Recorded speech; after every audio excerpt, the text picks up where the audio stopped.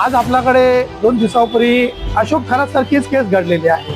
2023 मध्ये पुण्यामध्ये गुन्हा दाखल झालेला आहे आणि 2025 मध्ये वसईमध्ये एका हॉटेलमध्ये खरातप्रमाणेच महिलाला लैंगिक शोषण करून तिच्यावरती बलात्कार झालेला आहे। वसई परिसरात एका स्वयंघोषित धर्मगुरूवर महिलेची फसवणूक आणि लैंगिक शोषण केल्याचे गंभीर आरोप करण्यात आले आहेत। आरोपी ऋषिकेश वैद्य याने स्वतःला महादेवाचा अवतार असल्याचे सांगत फेसबुकच्या माध्यमातून महिलेची ओळख करून घेतली आणि अध्यात्म शिकवण्याच्या बहाण्याने तिला जाळ्यात ओढले। तक्रारीनुसार पुण्यातील एका लॉजमध्ये तिला गुंगीकारक पदार्थ देऊन तिच्यावर अत्याचार करण्यात आला। या प्रकरणी माणिकपूर पोलीस ठाण्यात गुन्हा दाखल करण्यात आला असून पहिली घटना हडपसर पुणे येथे घडल्याने प्रकरण तेथील पोलिसांकडे वर्ग करण्यात आले आहे। आरोपी सध्या फरार असून पोलिसांकडून त्याचा शोध सुरू आहे।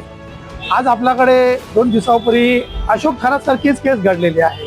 2023 मध्ये पुण्यामध्ये गुन्हा दाखल झालेला आहे आणि 2025 मध्ये वसईमध्ये एका हॉटेलमध्ये खरातप्रमाणेच महिलाला लैंगिक शोषण करून तिच्यावरती बलात्कार झालेला आहे आणि ती केस 2 दिवसापूर्वी आपल्या अंबाडी पोलीस स्टेशनला गुन्हा दाखल झालेला आहे। प्रकरण जे बाबा बुवाचे फसवणुकीचे प्रकरण येतात त्याच्यावरती चौकशी करून त्या पीडिताला न्याय द्यायचा असं हे कायद्याने सर्व अंमलबजावणी केलेली आहे, पण ती अंमलबजावणी पोलीस करताना दिसत नाही।